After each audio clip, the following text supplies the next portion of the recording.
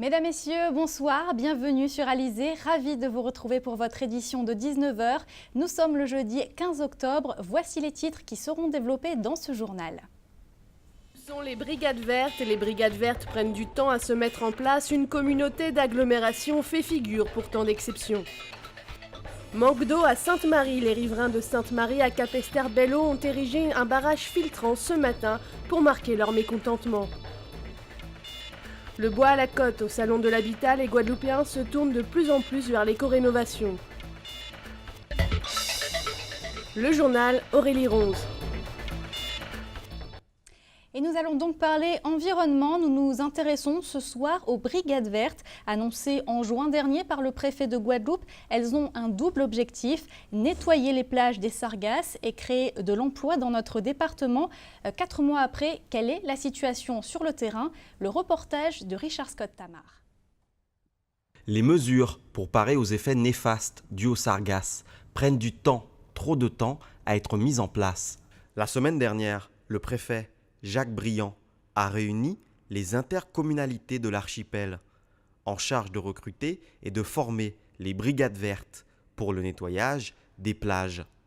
1,3 million d'euros ont été ajoutés aux 6 millions déjà débloqués par l'État afin de faire face à ce phénomène. Cet argent mis à disposition des intercommunautés a pour but principal de rémunérer le personnel des brigades vertes. Sur les 130 postes prévus, seuls 60 ont été recrutés. Dans la communauté d'agglomération du Nord Grande-Terre, les brigades vertes ont été mises en place dès le mois de juin. Je suis ouvrier paysagiste et brigadier vert. Je m'occupe des sargasses. Ça fait bientôt 3 mois que je travaille dans les sargasses. Et on est en équipe, on est à 20 ici. Bon, il y a l'évolution sur le travail, mais bon, il y a toujours des sargasses. Ça vient vraiment sur la plage en grande quantité et on est là pour 2 ans renouvelable et voilà. Quant aux autres communautés d'agglomération, elles regrettent la difficulté de la mise en place des recrutements. Seuls les inscrits au Pôle emploi depuis plus de 18 mois peuvent répondre à l'offre d'emploi. Les intercommunalités ont jusqu'au 15 novembre pour que leur brigade verte soit opérationnelle. Et les Sargasses qui se sont invités aujourd'hui à Paris lors d'un colloque sur les changements climatiques en Outre-mer. Le président de la région Martinique, Serge Letchimy, a d'ailleurs indiqué qu'il fallait voir, je cite, les Sargasses non pas comme une invasion, mais comme une opportunité. Santé, avec cette bonne nouvelle, durant les 2 derniers mois, aucune personne en Guadeloupe n'a consulté pour une suspicion de chikungunya. Seules 46 personnes ont consulté pour une suspicion de dengue. Une situation donc très calme. On espère bien sûr que cela va durer. L'actualité de ce jeudi 15 octobre était également sociale. Face au manque d'eau, les riverains de Sainte-Marie à Capesterre-Belle-Eau ont dressé tôt ce matin un barrage filtrant, ce qui a engendré, comme vous pouvez le voir sur ces images, de nombreuses perturbations sur la route pendant plusieurs heures. On le rappelle, cela fait plusieurs semaines que les habitants de cette section sont mobilisés pour dénoncer la pénurie d'eau qu'ils rencontrent dans leur quotidien. Des images signées Patrick Curie. Direction à présent le WTC de Jarry où le salon de l'habitat se poursuit. Jusqu'à dimanche, les Guadeloupéens peuvent se renseigner sur tout ce qui se fait en matière de déco, d'aménagement mais aussi d'habitat.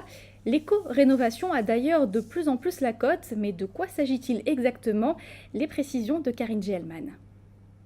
L'éco-construction en vogue ou plutôt le retour aux habitations d'antan. Le bois c'est un produit assez noble, hein. D'accord, nous sommes dans un pays tropical, c'est vrai que nos grands-mères à l'époque avaient des maisons en bois, donc le bois vous savez c'est comme la vie, c'est une mode qui passe, qui revient mais qui reste là quand même. Construction nostalgique certes, mais accompagnée de règles d'urbanisme. En Guadeloupe, on parle de réglementation thermique Guadeloupe, RTG. Objectif, améliorer le confort thermique des bâtiments tout en limitant le recours à la climatisation, l'eau chaude par l'énergie solaire ou encore assurer une bonne qualité d'air. Il faut évidemment faire attention à l'isolation, il faut faire attention au type de matériaux qu'on utilise aussi surtout. Et pour la construction elle-même, voilà, donc isolation, ventilation, etc. En Guadeloupe, nous avons la RTA DOM, réglementation acoustique thermique. Elle s'applique vraiment à ce que les constructions permettent de construire dans une dynamique durable. Du bien-être donc pour des maisons faciles à construire et économiquement simples à financer. Un marché très porteur. On nous demande des choses beaucoup plus modernes, beaucoup plus ouvertes. C'est vrai que beaucoup veulent sortir du système carré rectangle traditionnel et veulent des maisons avec des formes particulières, sans pour autant que ça soit extravagant, hein, mais bon, des choses simples, mais très ouvertes avec beaucoup de lumière. Donc c'est là où ça a évolué, puisque c'est vrai que l'aspect écologique, aussi bioclimaticité qui fait l'actualité intervient de plus en plus. Et nous essayons de nous y adapter. En 2013, 17 entreprises déclarent travailler dans le domaine de l'éco-construction. À noter, les particuliers bénéficient de prêts à taux zéro, et ce s'ils sollicitent des professionnels agréés RGE, reconnus garants de l'environnement. Ces prêts peuvent aller jusqu'à 30 000 €. Et justement, si vous souhaitez accéder à la propriété, Karine Gelman le disait, des solutions existent pour que ce rêve devienne réalité. Les prêts à taux zéro, mais aussi les maisons clés en main, son reportage. Une maison en 60 jours, c'est possible et ce sans apport. Financer son bien rapidement et écologiquement est désormais à la portée de tous. Une maison clé en main sans les tracas des démarches administratives et bancaires. Les sociétés de construction s'occupent de tout. C'est un nouveau concept qui est né il y a 6 ans en arrière. Qui va proposer aux personnes qui ont un projet de construction de réaliser leur projet très rapidement déjà et d'une, avec ce qu'on appelle du commerce équitable, c'est-à-dire que avec nous, on va vous proposer d'acheter le kit. Vous aurez également la possibilité de faire le montage avec une entreprise agréée. Et ensuite, pour tout ce qui est seconde œuvre, vous allez bénéficier d'une remise pour l'acquisition des fournitures et pour la main-d'œuvre, pour les artisans, vous serez en facturation directe. Les propositions sont alléchantes et de plus en plus prisées, notamment le financement sans capitaux. On travaille avec des maisons de financement, soit des maisons de crédit ou des maisons de financement. Donc on fait le financement total des travaux. Donc les gens n'ont aucun apport à faire, on fait tous les travaux et une fois que les travaux sont terminés, donc ils payent par petites traites. Donc on peut aussi bien faire un financement sur 1 an que faire un financement sur 10 ans ou sur 15 ans. Donc ça dépendra du montant des travaux et surtout donc, du montant des revenus du foyer. L'investissement locatif est également en vogue, en cause paradoxe l'absence de capitaux propres. Il est devenu courant parce que vous avez effectivement des avantages fiscaux qui sont non négligeables quand on fait de l'investissement locatif. On s'aperçoit aussi que beaucoup d'Antillais, beaucoup de Guadeloupéens veulent investir en métropole parce qu'ils ont bien souvent leurs enfants qui vont faire leurs études. Donc aujourd'hui, les investissements défiscalisants permettent effectivement de loger ces enfants, ce qui n'est pas négligeable. Donc on peut, à travers les réductions d'impôts dont on peut bénéficier, investir dans l'immobilier, se créer du patrimoine, créer de la prévoyance, c'est-à-dire protéger sa famille s'il arrive malheureusement un pépin dans la vie. Donc c'est ce qui fait que ces produits-là aujourd'hui sont très appréciés. Moins d'argent mais plus de possibilités d'achat, le secteur immobilier a de beaux jours devant lui.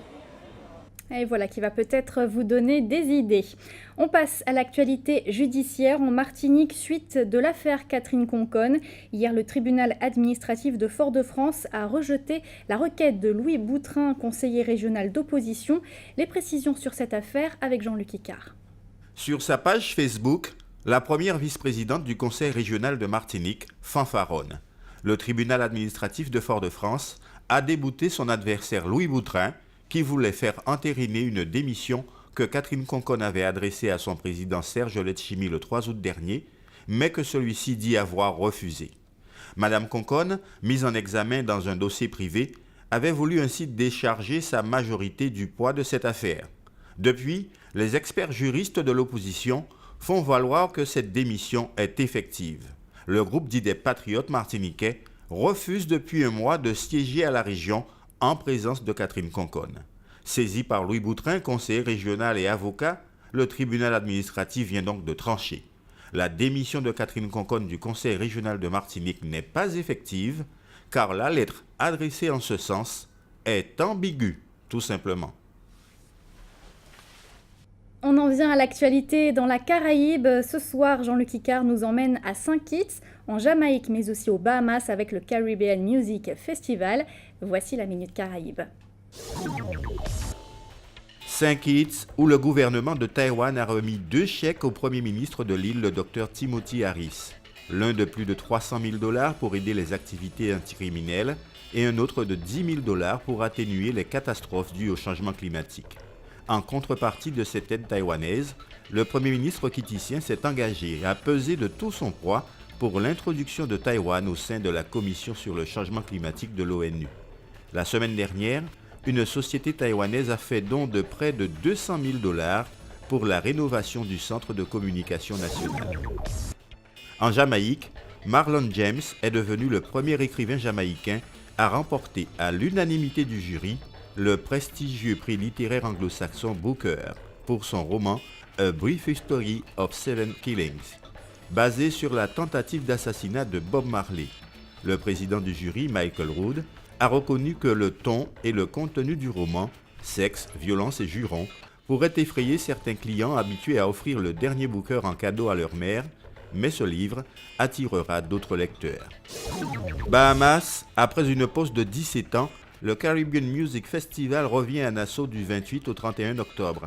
Le ministre du Tourisme de l'archipel se réjouit de ce retour du festival qui ouvre fortement la saison touristique. Reggae, dancehall et soca rythmeront l'archipel des Bahamas durant 4 nuits et 4 jours. Les promoteurs utiliseront le Caribbean Music Festival pour commémorer le 30e anniversaire de l'accord de Nassau. En 1985, 45 chefs d'État du Commonwealth ont imposé des sanctions économiques à l'Afrique du Sud sous l'apartheid. D'ailleurs, la soirée d'ouverture du festival est dédiée au peuple des Bahamas et de l'Afrique du Sud. La célèbre chorale du Soweto Gospel se produira à cette occasion.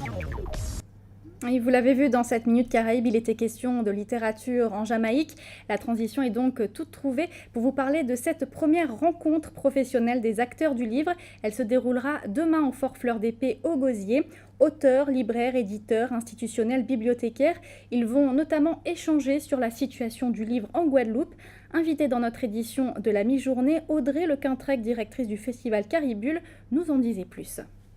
Depuis que nous, on organise le festival depuis 2010, on s'aperçoit quand même qu'il y a beaucoup d'ouvrages qui sont donc édités, autant en album jeunesse qu'en bande dessinée. Donc au niveau du festival, on est plutôt content. Et c'est vrai que je dirais que l'état du livre est plutôt en bonne forme. Les auteurs ne manquent pas en Guadeloupe? Alors maintenant, c'est vrai qu'en fait, les éditeurs peuvent faire appel à des auteurs qui sont un peu partout. Donc il y a des auteurs en Guadeloupe, mais je sais qu'ils travaillent aussi avec des auteurs qui sont un peu partout dans le monde. Sur l'île de la Réunion, donc j'ai pu voir qu'il y a une association qui s'est créée avec tous les acteurs du livre, bibliothécaires, éditeurs, libraires, auteurs. Et donc ils mènent des actions ensemble donc, pour la promotion du livre. Et chaque année, ils font également un déplacement dans un salon en France, au Salon Jeunesse de Montreuil. Sachez que le public peut participer donc à cette première rencontre professionnelle des acteurs du livre. Ce sera demain à partir de 9h au Fort Fleur d'Épée au Gosier. Un mot de cyclisme puisque c'est ce soir que s'envole la sélection guadeloupéenne pour la Barbade. Samedi et dimanche se déroulent les championnats de la Caraïbe. 8 cyclistes vont défendre les couleurs de la Guadeloupe. On leur souhaite bien sûr bonne chance. Avant de se quitter, un mot sur vos conditions météo pour demain matin. Un temps ensoleillé vous attend, malgré la présence de quelques nuages qui pourront donner lieu à des coups de tonnerre et à des ondées. Une situation d'ailleurs qui pourrait se dégrader en deuxième partie de journée demain. Les températures, elles, afficheront une moyenne de 29 degrés au réveil. C'est la fin de cette édition, merci de l'avoir suivi. Une édition, je vous le rappelle, que vous pouvez bien sûr revoir sur notre site www.alizé.com. Dans quelques instants, vous avez rendez-vous avec le journal de TF1 pour l'actualité nationale et internationale. Puis les parieurs hippiques auront rendez-vous, eux, avec les pronostics de Prévert Mayingo. Vous retrouverez ensuite un épisode de Camping Paradis. Pour l'information locale et régionale, je vous donne rendez-vous demain à 12h30 pour votre édition de la mi-journée. Excellente soirée sur Alizé.